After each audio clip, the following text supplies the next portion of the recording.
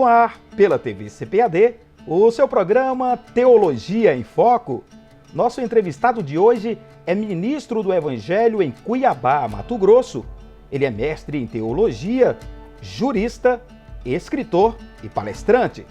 Também é comentarista de lições bíblicas de jovens da CPAD e autor das obras O Cristão e a Universidade e Entre a Fé e a Política, entre outras.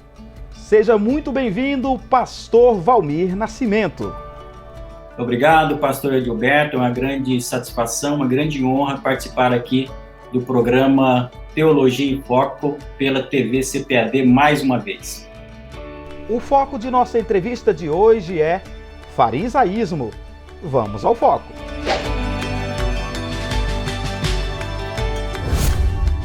Pastor Valmir, como surgiu historicamente o grupo chamado de fariseus? Essa pergunta é muito interessante e para respondermos, devemos destacar que a necessidade de recorrer aos registros históricos. Isso porque o surgimento desse grupo dos fariseus não se encontra no Antigo Testamento. Aliás, se dá num período chamado interbíblico, entre o Antigo e o Novo Testamento, naquele período que estão as páginas brancas das Escrituras que separa o Antigo do Novo Testamento. É um período que vai acontecer ali entre 168 a 142 a.C. É exatamente nesse período que vai surgir esse grupo religioso dos fariseus dentro da nação de Israel.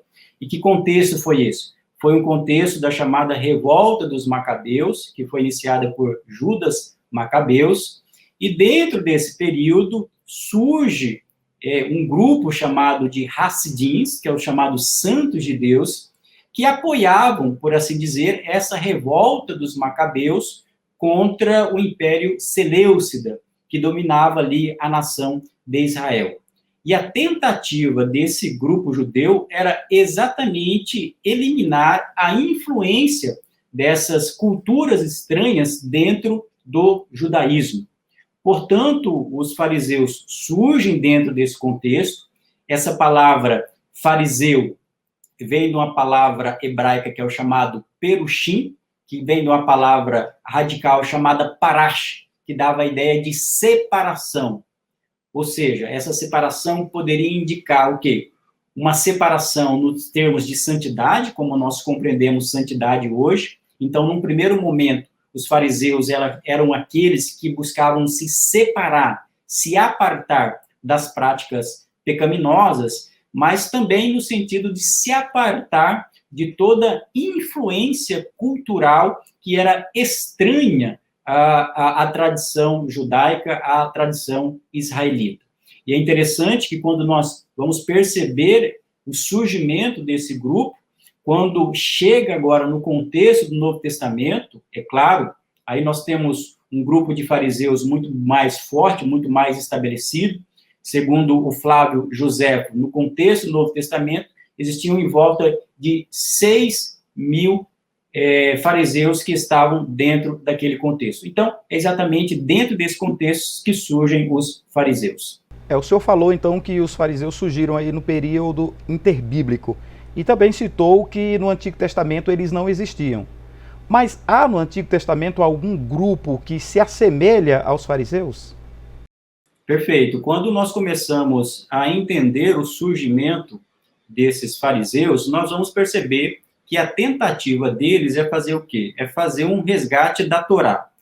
Tanto a chamada Torá escrita, que fora redigida, obviamente, por Moisés, sobre a orientação, sobre a determinação de Deus, mas eles também tinham a intenção de resgatar uma prática oral, que eles chamam de Torá oral, que era uma concepção muito clara para eles. E nessa prática que foi muito adotada pelos fariseus, eles eram também escribas, ou seja, eles tinham uma prática de registrar aquilo que acontecia dentro da nação de Israel, fazer a transcrição também dos textos sagrados.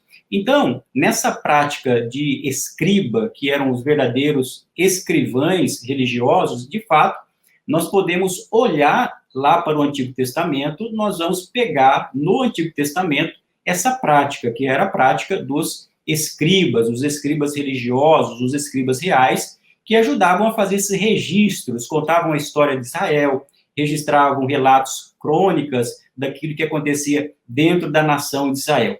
E de maneira bem mais específica e que vai aproximar os fariseus dessa prática escriba, nós vamos encontrar, inclusive, em Esdras, né, juntamente com Neemias, mais especialmente em Esdras, no momento em que há um ressurgimento da nação de Israel, depois daquele período de cativeiro.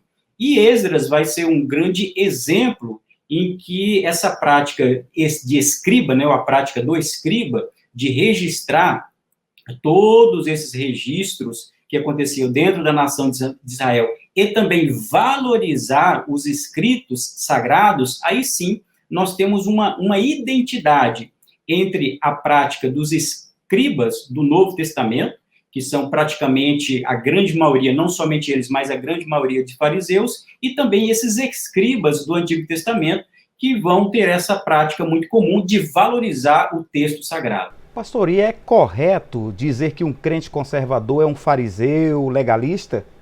Por que então? Se a resposta for sim, por quê? E se for não, também por quê? Vamos lá. Essa afirmação, né, essa acusação de que um crente conservador é necessariamente um fariseu, ela é incorreta, obviamente, né? Nem todo cristão que é conservador, ele pode ser considerado como um fariseu, né? Afinal, um conservador em termos bíblicos, é possível ser um conservador em termos bíblicos, ou seja, defender a literalidade das escrituras, defender a ortodoxia das escrituras, defender a palavra de Deus tal como ela é, sem necessariamente cair no perigo e no erro do legalismo, que era um erro muito comum por parte dos fariseus ali no contexto do Novo Testamento. Então, é possível ser ortodoxo sem ser um hipócrita religioso. O grande problema por parte dos fariseus não era necessariamente o valor que eles davam ao texto sagrado, até porque Jesus vai se referir a isso, destacando que os discípulos deveriam praticar aquilo que os fariseus ensinavam, mas não deviam fazer aquilo que eles faziam, porque eles ensinavam uma coisa, muitas vezes bom, porque apontava para a lei do Antigo Testamento, porém a conduta deles era completamente divorciada daquilo que eles ensinavam. Portanto, quando nós falamos hoje de um cristão conservador, de um cristão que valoriza o texto sagrado, isso não tem a ver com farisaísmo, não tem a ver com legalismo. O legalismo e o farisaísmo acontece quando a pessoa simplesmente tenta apresentar um modo de vida cristão, mas que necessariamente está preocupado com o ritual e com a aparência, e não com a parte mais importante da lei, que é exatamente a misericórdia, a justiça e a fé, como disse muito bem Jesus. Aliás, é importante aqui destacar esse ponto. Quando nós olhamos, né, embora nós historicamente olhamos para o surgimento dos fariseus ali no contexto do período interbíblico, eles vão se apresentar de maneira muito mais clara nas páginas do Novo Testamento, ali nos evangélicos, que é um período exatamente em que Jesus vai lidar com eles. E o grande problema que acontecia ali era exatamente esse choque que havia entre aquilo que Jesus ensinava e aquilo que os fariseus estavam praticando e tentavam levar a nação de Israel a esse tipo de prática, mas que se esquecia da parte mais importante da lei do Antigo Testamento. Pastor, e quais são os fariseus de maior destaque na Bíblia e o que é que coloca eles nessa condição? Bom, quando nós olhamos para o Novo Testamento, nós vamos encontrar, obviamente, um contexto do Novo Testamento em que os fariseus, eles têm uma certa proeminência. Vale destacar e registrar aqui que os fariseus não são o único grupo religioso judaico no Novo Testamento. Além dos fariseus, nós temos os saduceus, mas os saduceus, eles ocupavam um local mais mais privilegiado. Os saduceus eram formados por uma classe aristocrática da nação judaica, e a grande maioria dos saduceus eram sacerdotes. Enquanto isso, os fariseus eram pessoas da classe média e que tinham uma relação muito mais próxima com o povo. Em outras palavras, a religião farisaica, né, ou esse grupo farisaico, geralmente se aproximava com maior especificidade do povo. Então, esse era o propósito que tinha o grupo dos fariseus. E quando nós vamos para o Novo Testamento, nós vamos encontrar alguns escribas, alguns mestres da lei, já que nesse contexto eles têm essa função. Em regra, um fariseu era um rabino, ou seja, um mestre da lei, alguém que conhecia a lei, alguém que ensinava a lei, alguém que participava do sinédrio, ou alguém que ensinava nas sinagogas. Portanto, um fariseu, dentro desse contexto, era uma pessoa que tinha uma influência, que tinha uma representação, cuja palavra tinha uma grande repercussão dentro desse contexto do Novo Testamento.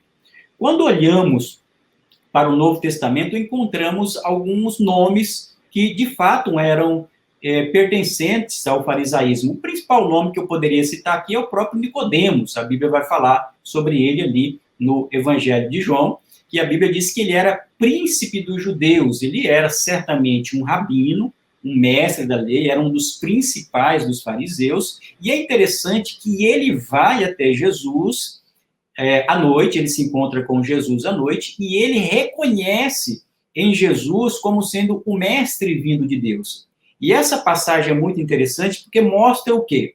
Mostra que, dentre os fariseus da época de Jesus, embora a grande maioria se opusessem aos ensinos de Jesus, não aceitassem as práticas e aquilo que Jesus estava fazendo, estava ensinando, alguns tinham sérias perguntas acerca do ministério de Jesus, queriam entender melhor acerca disso. Então, Nicodemos é um desses que vai até Jesus, Jesus ensina, fala com ele faz perguntas para Jesus e Jesus fala, como é que pode você, sendo mestre em Israel, não sabe acerca dessas coisas? Então, Nicodemos, a partir desse momento, nós vamos perceber que ele vai aparecer aqui no Evangelho de João, e ele vai aparecer, inclusive, lá no sepultamento de Jesus, dando a entender o quê? Que foi um personagem que, apesar de ser um discípulo, assim, separado e oculto, ele estava sempre acompanhando o ministério de Jesus. E, nesse sentido, nós vamos encontrar também, no Novo Testamento, o próprio José de Arimateia. Os estudiosos vão dizer que era também um seguidor oculto de Jesus, era também um membro do Sinédrio, e ele foi o responsável também, juntamente com Nicodemos, por fazer o sepultamento de Jesus logo após a morte do Filho de Deus. E também eu posso citar aqui, já em Atos dos Apóstolos, um outro fariseu muito conhecido, que vai ter, na verdade, uma mudança de vida, vai ter uma conversão, que é o próprio apóstolo Paulo, que era um fariseu, que era um perseguidor dos cristãos, e que Deus vai chamá-lo, e que vai ter um encontro com Jesus ali no caminho de Damasco. E, aliás, também, além de Paulo, nós vamos encontrar também o próprio Gamaliel. Gamaliel, que é apresentado como uma grande figura ali do farisaísmo do Novo Testamento. Inclusive, ele é considerado neto dos principais doutrinadores e ensinadores do movimento fariseu do Novo Testamento, que foi a escola de Hillel, ou seja, Gamaliel foi neto de um grande líder do movimento farisaico do Novo Testamento. Então, esses são alguns nomes que nós encontramos nas páginas do Novo Testamento. Pastor, nós vamos para um breve intervalo e já já voltaremos, porque o senhor falou há pouco aqui da oposição dos fariseus a Jesus, e voltaremos no segundo bloco exatamente com esta questão em pauta. A você, amigo, irmão internauta, já já estamos de volta. Conheça o novo curso livre de Teologia à Distância da FAECAD. Aulas especiais com os comentaristas das lições bíblicas da CPAD. Videoaulas, fóruns, provas e atividades de aprendizagem online, certificado de conclusão do curso e muito mais. Não perca essa oportunidade. Inscrições e informações pelo site faecad.com.br. Apoio CGADB e CPAD.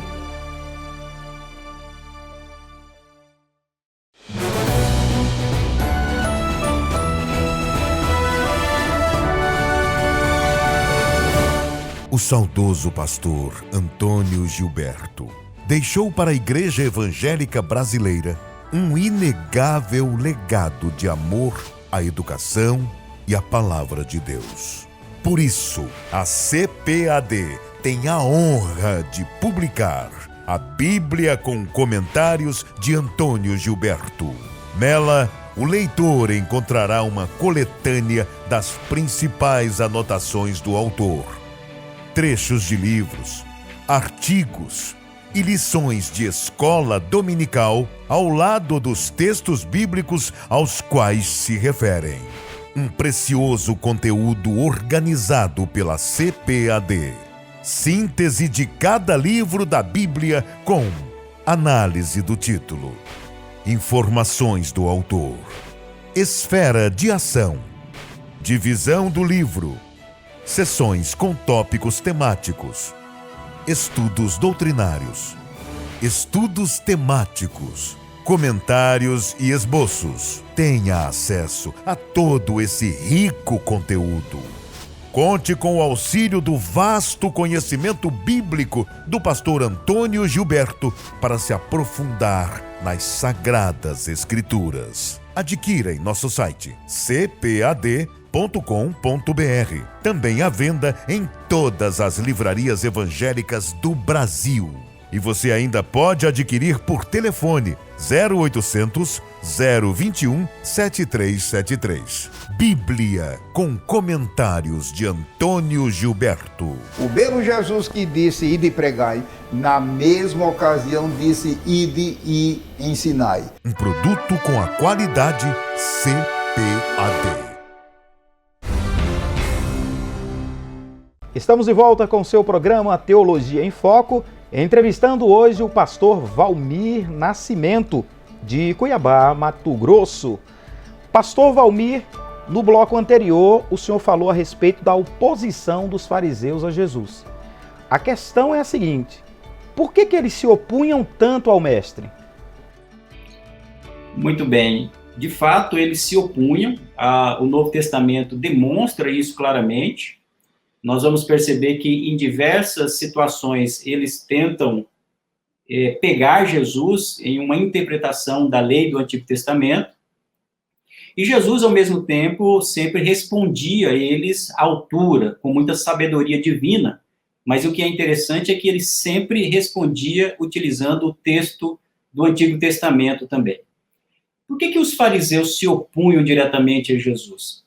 Eles se opunham diretamente a Jesus porque Jesus subvertia não a lei, mas a própria compreensão legalista que os fariseus faziam acerca da lei do Antigo Testamento. Ou seja, os fariseus não aceitavam que se fizesse nada, que não praticasse nada no sábado. Era, obviamente, uma interpretação literal do Antigo Testamento. E Jesus, contrariamente a isso, curava no sábado.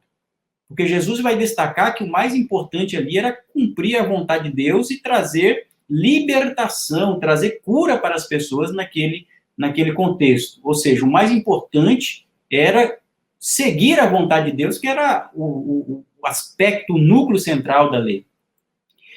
Eles não aceitavam, por exemplo, que um religioso, que uma pessoa considerasse santa, andasse com pecadores.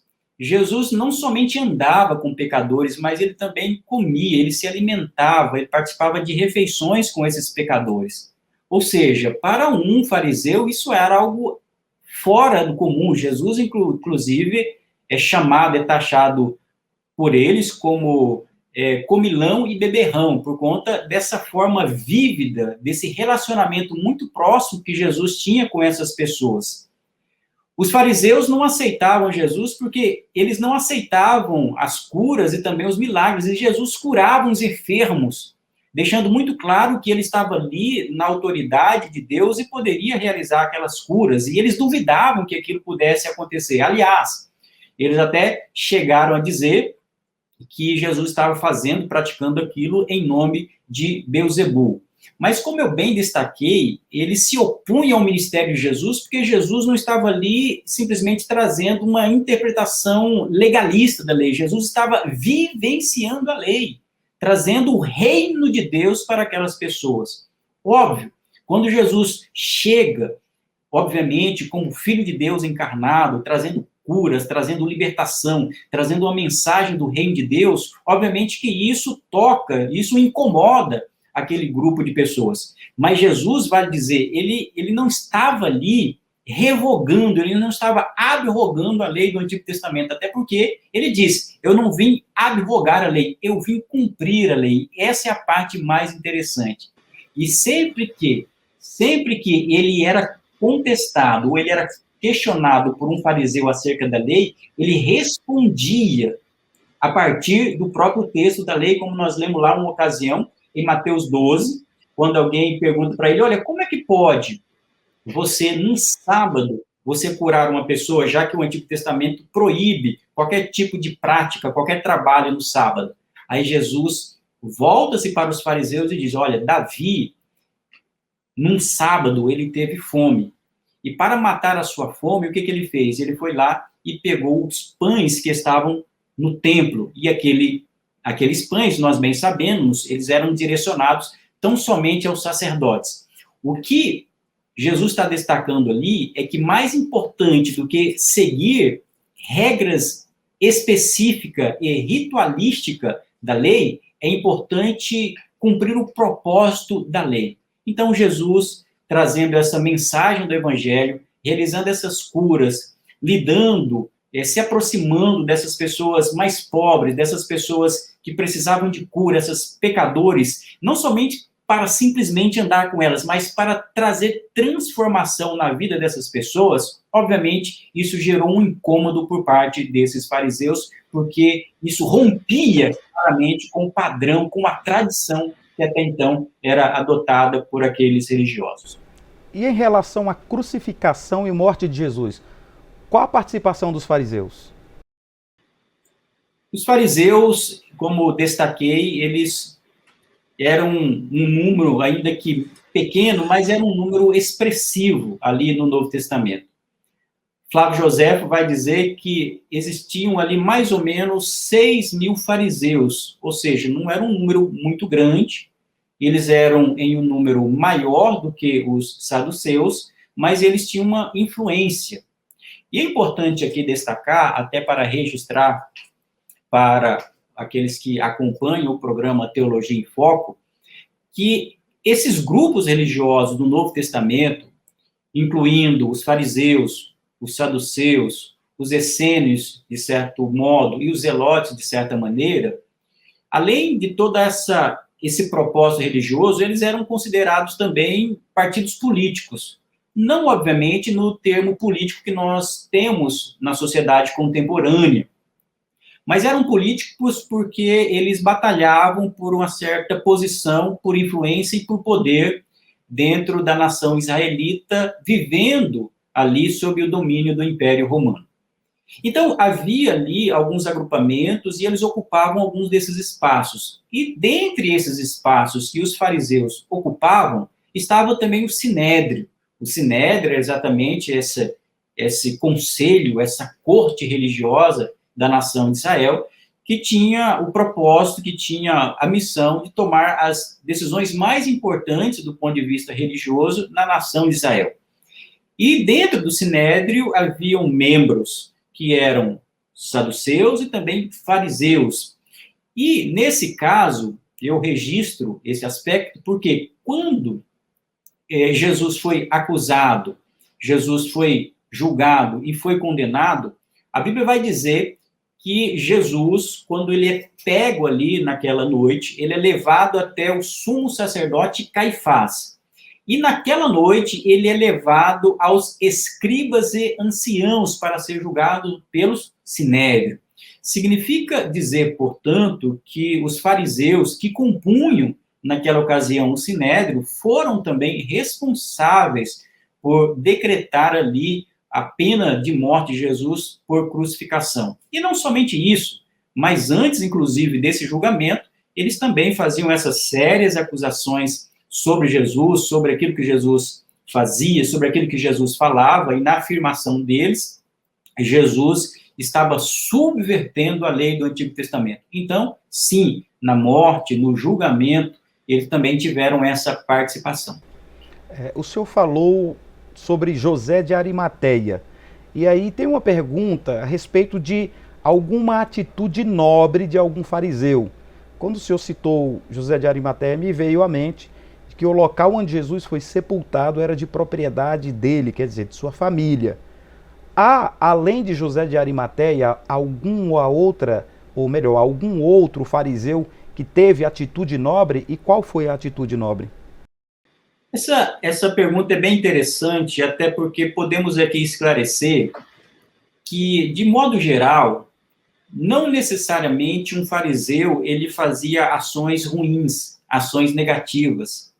Certamente existiam fariseus que eram piedosos. Eles tinham uma boa intenção de seguir a lei de Deus.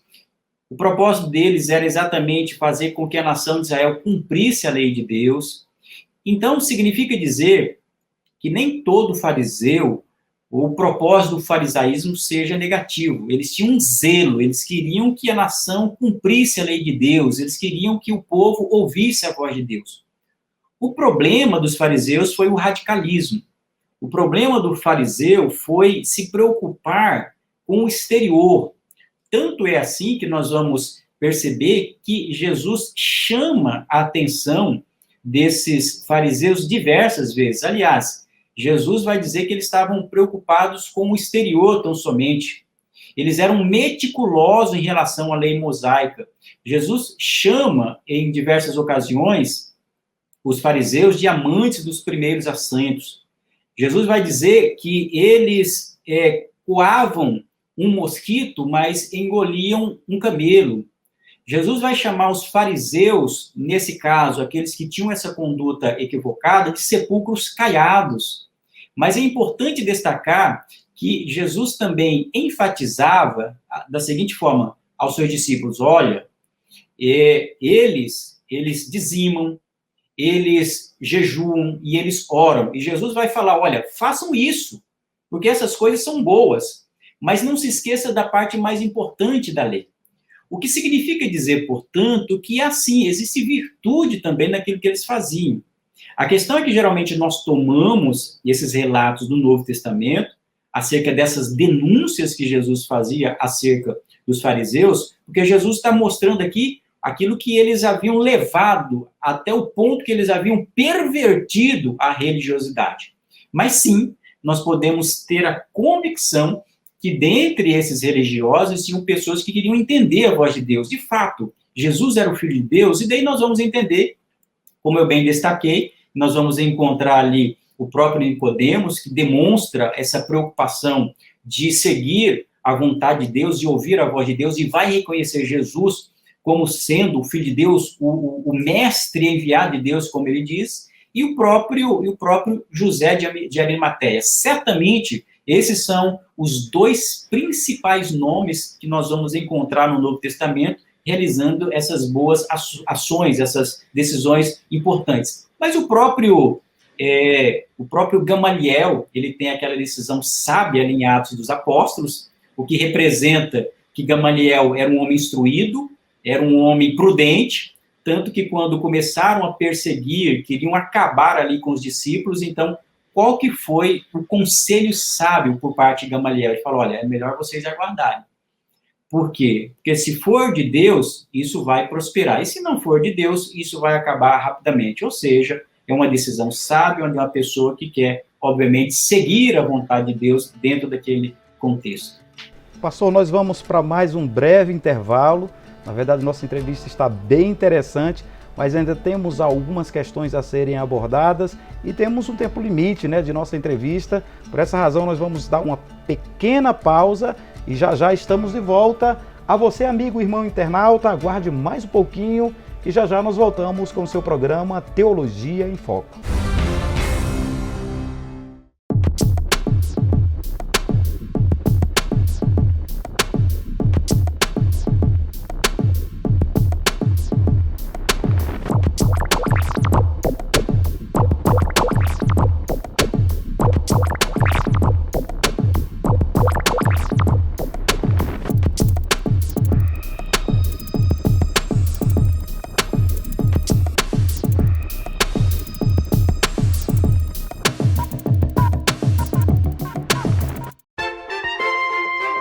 Conheça a Bíblia de Estudo Holman e surpreenda-se. Esta Bíblia foi projetada para que cada recurso esclarecedor esteja na mesma página com o texto bíblico ao qual se refere. Holman, uma Bíblia de estudo que oferece mais do que você espera e exatamente onde você espera. Mais um produto com a qualidade CPAD. Estamos de volta com seu programa Teologia em Foco, entrevistando hoje o mestre em teologia, pastor Valmir Nascimento. Pastor Valmir, no bloco passado eu perguntei se tinha algum fariseu com atitude nobre, o senhor citou inclusive alguns exemplos, mas nesse bloco, na abertura desse bloco, eu quero saber do senhor o seguinte: há algum personagem bíblico não fariseu com atitudes farisaicas? Com certeza há. Isso porque o farisaísmo, enquanto adjetivo negativo, e a própria hipocrisia da qual eles foram acusados, pode atingir qualquer pessoa, inclusive alguns cristãos sérios e que possuem boas intenções. Essa crítica que geralmente é feita aos fariseus de hipocrisia é exatamente pregar e ensinar uma coisa e agir completamente diferente. Ele apregoa um padrão de conduta, mas ele próprio não consegue seguir aquilo, ou muitas vezes ele não quer fazer aquilo. Esse é a característica principal da hipocrisia. Então, quando nós falamos de farisaísmo, nós estamos falando de uma pessoa que apregoa, que defende um padrão moral específico, mas ela própria não segue aquilo que ela afirma. E esse tipo de conduta, infelizmente, pode atingir qualquer pessoa. O que significa dizer que, para agir como um fariseu, não precisa ser necessariamente aquele fariseu do período ali do Novo Testamento. E, nesse sentido, nós podemos citar aqui um exemplo do Novo Testamento, uma prática hipócrita, que foi o próprio apóstolo Pedro. Apóstolo Pedro, nós estamos falando de um discípulo do Senhor Jesus, uma pessoa que aprendeu aos pés de Jesus, foi o principal líder da igreja primitiva, aquele que pregou ali o chamado sermão pneumatológico em Atos capítulo 2, nós temos o exemplo desse grande homem de Deus, mas ele próprio, por conta de uma fraqueza moral, porque a hipocrisia e o próprio legalismo em algumas circunstâncias é o resultado dessa fraqueza moral, ele vai realizar uma conduta que é uma conduta reprovável. E quem vai nos informar acerca disso é o próprio apóstolo Paulo, lá em Gálatas, na sua epístola, no capítulo 2, quando ele diz que Pedro, em determinada ocasião, que estava ali em Antioquia, a Bíblia diz que Paulo repreendeu a Pedro. Por quê? Porque Pedro, quando estava sozinho, né, quando estava somente com alguns irmãos, ele simplesmente agia como que? Ele vivia como um gentio, né? Porém, ele exigia que outras pessoas agissem, né, como um judeu. Veja, só para registrar essa passagem que está em Gálatas, capítulo 2, a partir do versículo 11. Veja o que o apóstolo Paulo diz. Quando, porém, Pedro veio a Antioquia, enfrentei-o face a face, por sua atitude condenável. Pois antes de chegarem alguns da parte de Tiago, ele comia com os gentios, então ele tinha um padrão de conduta. Quando, porém, eles chegaram, afastou-se e separou-se dos gentios, temendo os que eram da circuncisão, ou seja, judeus. Os demais judeus também se uniram a ele, olha as palavras de Paulo, nessa hipocrisia, de modo que até Barnabé se deixou levar. Verso 14. Quando vi que não estavam andando de acordo com a verdade do evangelho, declarei a Pedro diante de todos: você é judeu, mas vive como gentil e não como judeu. Portanto, como pode obrigar gentios a viverem como judeus? Então, veja aqui que é uma repreensão certa da parte de um apóstolo, que é o apóstolo Paulo, a outro apóstolo, que é o apóstolo Pedro, por conta dessa atitude reprovável. O que isso nos mostra? O que isso nos ensina? Nos ensina que todo cristão, que todo crente, se não tomar cuidado, ele pode incorrer, ele pode realizar esses atos de hipocrisia, seja por fraqueza moral, mas seja também por conta desse desvirtuamento, por conta dessa encenação que às vezes pode acontecer. Obviamente, a Bíblia não nos recomenda isso, a Bíblia nos ensina a termos um padrão de vida íntegro, uma vida de integridade. O que é uma vida de integridade? É uma vida na qual nós conseguimos manter em perfeita harmonia aquilo que nos define enquanto pessoas, enquanto crentes. Enquanto crentes, nós somos definidos por aquilo que nós pensamos, por aquilo que nós falamos e por aquilo que nós fazemos. Quando nós mantemos em ordem aquilo que nós acreditamos, aquilo que nós falamos e aquilo que nós fazemos, nós estamos sendo pessoas íntegras, éticas e santas. Mas quando a nossa prática de vida não coaduna com aquilo que nós afirmamos, então existe aí um desalinhamento ético. Há uma prática hipócrita. E fica, portanto, um ensinamento, uma recomendação para que nós não incorramos nesse tipo de problema, que é uma prática farisaica, no fim das contas. E quais lições nós aprendemos a partir do texto registrado pelo evangelista Lucas, onde Jesus fala da parábola do fariseu e do publicano? Essa parábola é uma parábola muito bonita, é uma parábola que nos traz ricos ensinamentos. E é interessante que quando Jesus começa a falar essa parábola, eu acho isso belo, que está em Lucas, capítulo 18, a partir do versículo 9, ele diz assim: e disse também esta parábola a uns que confiavam em si mesmos, crendo que eram justos e desprezavam os outros. Jesus quer dar um ensinamento ali àqueles fariseus que se auto-justificavam, que eles acreditavam que eles eram justos por si mesmos, ou seja, eles acreditavam em uma vida espiritual meritocrática, ou seja, eles eram santos por conta da capacidade deles. E Jesus começa a ensinar acerca disso, e ele destaca, portanto, que 2 homens sobem ao templo para a oração, sendo um deles um fariseu e o outro era publicano. E Jesus prossegue dizendo que o fariseu tinha uma atitude aparentemente piedosa, mas absolutamente hipócrita. A Bíblia diz que ele se colocava em pé, a Bíblia diz, Jesus destaca, que ele orava consigo desta maneira: ó Deus, graças te dou, porque não sou como os demais homens, roubadores, injustos, adúlteros, nem ainda como este publicano. Perceba aqui que ele se auto-justifica e coloca a culpa nunca nele, ele nunca se autoavalia. O fariseu, o religioso, que não tem uma vida de piedade verdadeira, ele sempre vai acusar o outro, ele sempre critica o outro, ele nunca avalia a si mesmo. E daí ele vai, então, se auto-justificar. Este é o grande perigo que se encontra alojado dentro do farisaísmo, que é uma religião de aparência, é uma religião somente de capa, daquilo que as pessoas podem ver. São pessoas que oram de maneira bonita, que oram em cima do púlpito, às vezes, mas, às vezes, dentro do coração não há uma religiosidade verdadeira. E ele vai dizer assim, olha, eu jejuo 2 vezes na semana. Veja que o jejuar é algo positivo, a Bíblia nos recomenda. Ele fala, eu dou o dízimo também de tudo aquilo que possuo.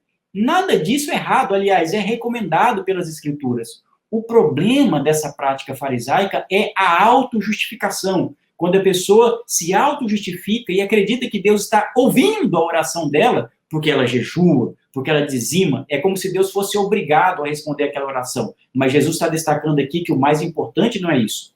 E daí ele contrapõe, ele faz um paralelo, daí ele apresenta por outro lado quem? Ele apresenta o publicano, um homem considerado pecador, um homem simples, que entra no templo, e a Bíblia vai dizer que ele, o que ele faz? Ele estava de pé, né? Porém, ele nem levantava os seus olhos. Significa o quê? Significa humildade, humilhação. Ele sabia da sua condição, ele sabia que era um pecador e que chega-se, portanto, com humildade até mesmo em oração. E a Bíblia diz que ele nem levantava os olhos ao céu, de tão humilhação que ele estava diante de Deus. E ele diz Jesus, ele batia no peito dizendo, ó Deus, tem misericórdia de mim, que sou pecador.